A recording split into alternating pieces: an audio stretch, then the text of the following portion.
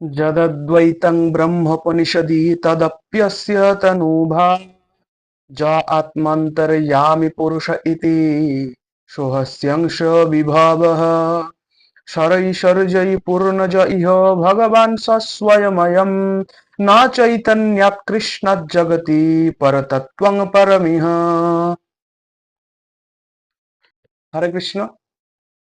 আজ শ্রীকৃষ্ণ চৈতন্য চরিতামৃতের তৃতীয় শ্লোক। এখানে ভগবান শ্রীকৃষ্ণ চৈতন্য মহাপ্রভুর যে স্বরূপ সেটা বর্ণনা করা হয়েছে। বদন্তি তত্ত্ববিদস্তত্ত্বম যজ্ঞানমদ্বয়ম ব্রহ্মেতি পরমাত্মেতি ভগবান ইতি শব্দতে। অর্থাৎ সেই যে এক অদ্বয় তত্ত্ব, সেই অদ্বয় পরাতত্ত্বকে যারা তত্ত্ববিদ অর্থাৎ যারা সেই পরাতত্ত্বকে উপলব্ধি করেছেন, বিভিন্ন জন বিভিন্ন সময়ে বিভিন্ন পরিস্থিতিতে বিভিন্ন ভাবে সেই অদ্বয় তত্ত্বকে উপলব্ধি করেছেন। তো সেই উপলব্ধি যারা করেছেন সেই তত্ত্ববিদ পুরুষরা সেই পরাতত্ত্বকে তিনটি নামে অভিহিত করে থাকেন। কি? ব্রহ্ম, পরমাত্মা আর ভগবান। এই তিনটি শব্দের দ্বারা সেই অদ্বয় তত্ত্বকে উল্লেখ করা হয়। তো এই তিনটি তত্ত্বের কথা এখানে বর্ণনা করা হয়েছে। এগুলো কি সেটা আগে জানতে হবে। সর্বপ্রথম বলছে যদদ্বৈতং উপনিষদি তদপ্যস্য তনুভা। অর্থাৎ চৈতন্য মহাপ্রভুর বর্ণনা এখানে করা হচ্ছে। চৈতন্য মহাপ্রভুর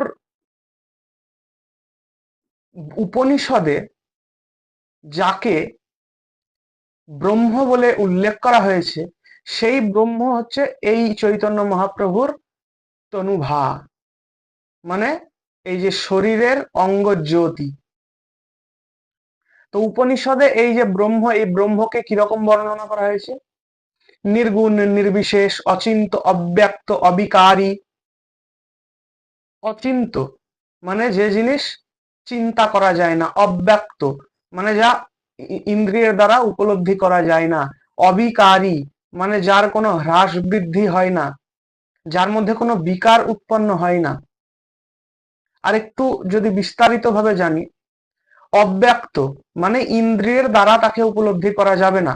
ব্রহ্ম এমন জিনিস যেটাকে আমি চোখ দিয়ে দেখতে পাবো না, তাকে আমি কান দিয়ে শুনতে পারবো না, তাকে তার স্বাদ আমি জিহ্বার দ্বারা আস্বাদন করতে পারবো না। বিভিন্ন ইন্দ্রিয়ের মধ্যে কোন ইন্দ্রিয়ের দ্বারাই তাকে উপলব্ধি করা যাবে না। একাদশ ইন্দ্রিয় আমাদের আছে, পঞ্চ কর্মেন্দ্রিয়, পঞ্চ জ্ঞানেন্দ্রিয়, আর একাদশতম যেটা হচ্ছে সেটা হচ্ছে এই 10টা ইন্দ্রিয়ের রাজা, সেটা হচ্ছে মন। অর্থাৎ মনের দ্বারাও তাকে জানা যাবে না, ইন্দ্রিয়ের দ্বারাও তাকে উপলব্ধি করা যাবে না। এই হচ্ছে অব্যক্ত শব্দের অর্থ। তারপরে বলছে অচিন্ত, তাকে চিন্তাও করা যাবে না, বুদ্ধির দ্বারা বিচার বিশ্লেষণ করা যাবে না, বুদ্ধির দ্বারা সেই ব্রহ্ম যে কিরকম সেটা জানা যাবে না। বুদ্ধির দ্বারা আমি যে জিনিসটাই নির্ধারণ করব যে ব্রহ্ম হয়তো এরকম এরকম হতে পারে, সে জিনিসটাই ভুল হয়ে যাবে, কারণ অচিন্ত। তার মূল স্বরূপটা বুদ্ধির আওতায় আসে না। রামকৃষ্ণদেব এই প্রসঙ্গে একটা খুবই ভালো কথা বলতেন। বলতেন যে আমাদের বুদ্ধিটা হচ্ছে একটা ঘটির মতো, সেখানে তো এক বালতি জল আটবে না। তো আমাদের বুদ্ধিতে সে ব্রহ্ম, অসীম ব্রহ্ম আটবে না। আমাদের বুদ্ধির সেই ক্যাপাসিটি নাই যে সেইটার স্বরূপকে জানতে পারবে কিংবা সেইটার সম্বন্ধে কোনো ধারণা তৈরি করতে পারবে। ওই জন্য অচিন্ত। অবিকারী মানে এর মধ্যে কোনো বিকার উৎপন্ন হয় না। বিকার উৎপন্ন হয় না মানে যেমন আমাদের শরীর কি হয়, আস্তে আস্তে বৃদ্ধাবস্থা প্রাপ্ত হয়, হ্রাস ঘটে। আবার বাচ্চা যারা আছে তাদের বৃদ্ধি ঘটে। এই যে হ্রাস বৃদ্ধির জিনিসটা ঘটে না। আবার কোনো পরিবর্তনও হয় না। যেমন দুধের মধ্যে যদি আমি লেবু দিই তাহলে সেখানে ছানা তৈরি হবে, কিংবা দুধের মধ্যে যদি দই একটু দিয়ে সেটাকে রেখে দিই তাহলে দইয়ে পরিণত হবে। এগুলো কি হয়? দুধের বিকার, ছানা, দই এগুলো। তো এমন ভাবে ব্রহ্মের কোনো বিকার হয় না। ব্রহ্ম একদম সনাতন, শাশ্বত, যেরকম আছে আদি থেকে সেরকমই বিরাজমান। তো এই অচিন্ত, অব্যক্ত, অবিকারী, নির্গুণ, এর নাই নাম, নাই গুণ, নাই রূপ, নাই লীলা, নাই কিচ্ছু নাই, কেবল জ্ঞান স্বরূপ অস্তিত্ব মাত্র নিয়ে আছে। অনন্ত, এর কোনো শেষ নাই। তো এই যে ব্রহ্ম একটা এমন জিনিস যেটাকে আমরা কল্পনা করতে পারছি না, একটা এমন জিনিস যেটাকে আমরা ইন্দ্রিয়ের দ্বারা উপলব্ধি করতে পারছি না, যার এত মহৎ, একদম নিষ্কলুষ এই যে ব্রহ্ম, সেই ব্রহ্মটা জানা কিভাবে যায়? জ্ঞান মার্গের সাধনের দ্বারা। বিভিন্ন সাধন পথ আছে, তার মধ্যে জ্ঞান পথে যারা সাধন করে, সাধনা করে, এই বিষয়ে বিস্তারিত বর্ণনায় আমি যাব না, সেটা আলাদা ব্যাপার। তো জ্ঞান মার্গের সাধনার দ্বারা এই ব্রহ্ম উপলব্ধি করা যায়, এবং যারা জ্ঞান মার্গের সাধক তারা এই ব্রহ্মের সঙ্গে নিজের চেতনা যুক্ত করে ব্রহ্মানন্দে ভেসে থাকতে পারে। তো এই যে ভগবানের এই যে স্বরূপ উপলব্ধি, ব্রহ্মরূপেও ভগবানকে উপলব্ধি করা যায়, কিন্তু এখানে বলছে যে সেই ব্রহ্ম কিন্তু ভগবানের পরা স্বরূপ নয়, মানে শ্রেষ্ঠ স্বরূপ নয়। এখানে ভগবানের সম্পূর্ণতাটা উপলব্ধি হয় না। এই ব্রহ্ম উপলব্ধি করা মানে কি? ব্রহ্ম উপলব্ধি করা মানে শুধুমাত্র ভগবানের যে অঙ্গ জ্যোতি, শরীর থেকে নির্গত যে রশ্মি ছটা, সেইটাকে উপলব্ধি করা। তারপরে দ্বিতীয় শব্দ বলছে পরমাত্মা। বলছে যে যোগশাস্ত্রে যাকে পরমাত্মা বলে বর্ণনা করা হয়েছে, সেই পরমাত্মা হচ্ছে এই চৈতন্য মহাপ্রভুরই অংশ বিশেষ। তাহলে ব্রহ্ম আমরা জানলাম যে চৈতন্য মহাপ্রভু ব্রহ্ম নয়, ব্রহ্মটা চৈতন্য মহাপ্রভুর অঙ্গ ছটা। এবার জানছি যে চৈতন্য মহাপ্রভু পরমাত্মাও নয়, পরমাত্মা হচ্ছে চৈতন্য মহাপ্রভুর অংশ মাত্র। এই পরমাত্মাটা কি?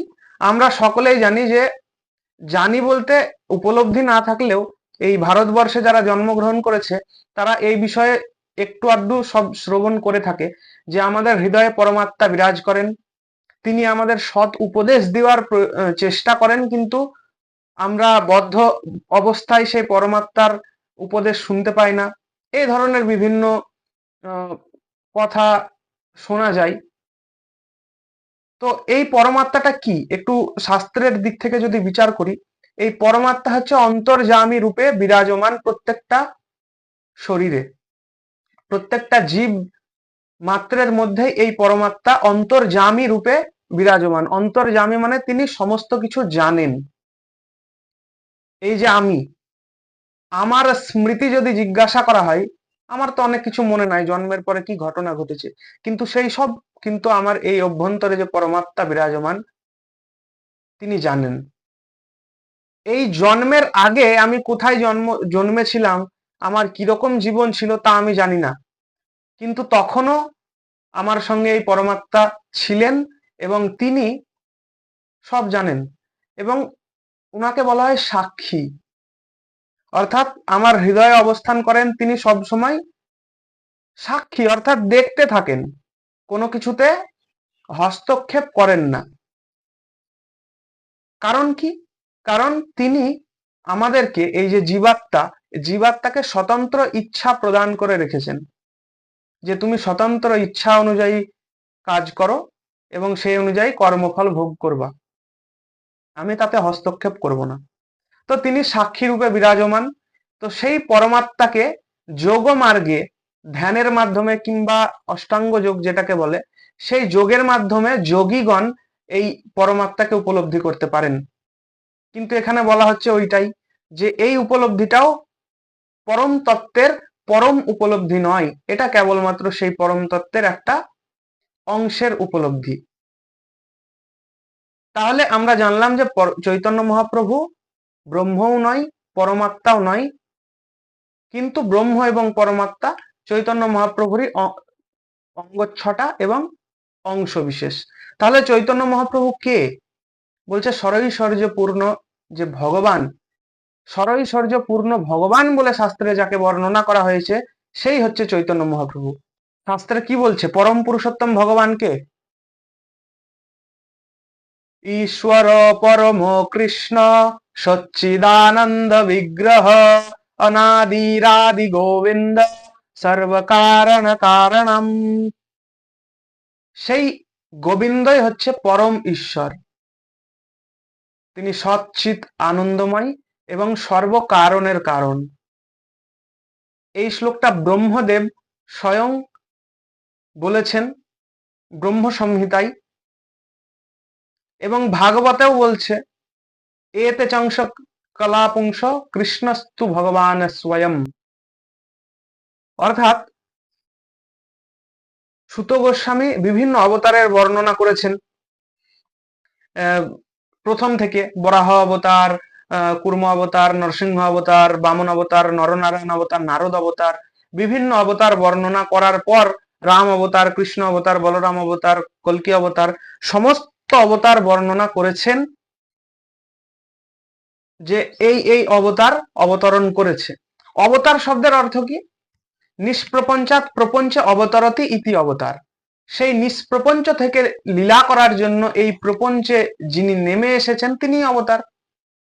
কৃষ্ণ ওখান থেকে লীলা করার জন্য এসেছেন, কৃষ্ণ অবতার। বলরাম এসেছেন, বলরাম অবতার। রামচন্দ্র এসেছেন, রামচন্দ্র অবতার। নরনারায়ণ ঋষি এসেছেন, তারাও অবতার। সকলেই যেহেতু ওই নিষ্প্রপঞ্চ থেকে প্রপঞ্চে নেমে এসেছেন তাই অবতার।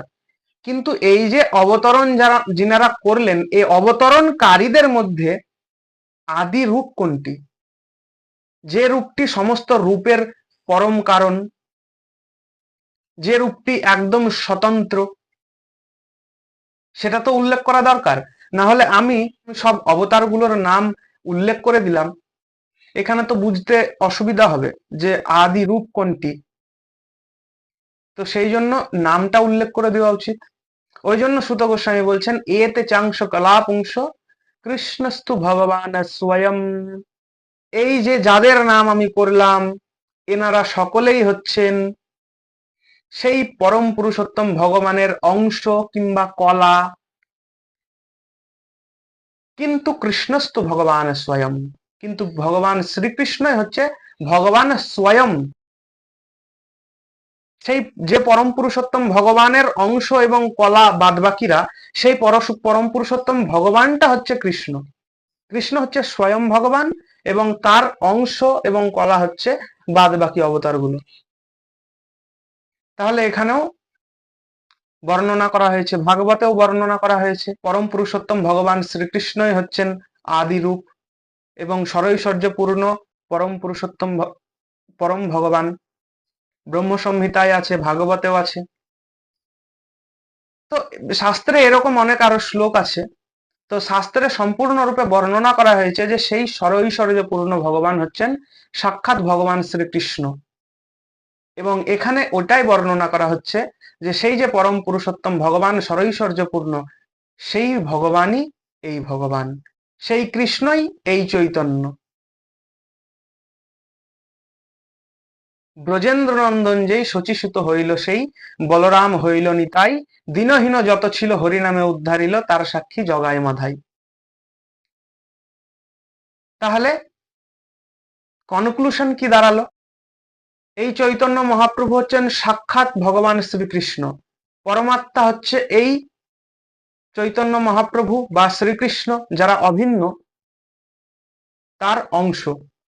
এবং ব্রহ্ম এই শ্রীকৃষ্ণ বা চৈতন্য মহাপ্রভুর অঙ্গ 6টা।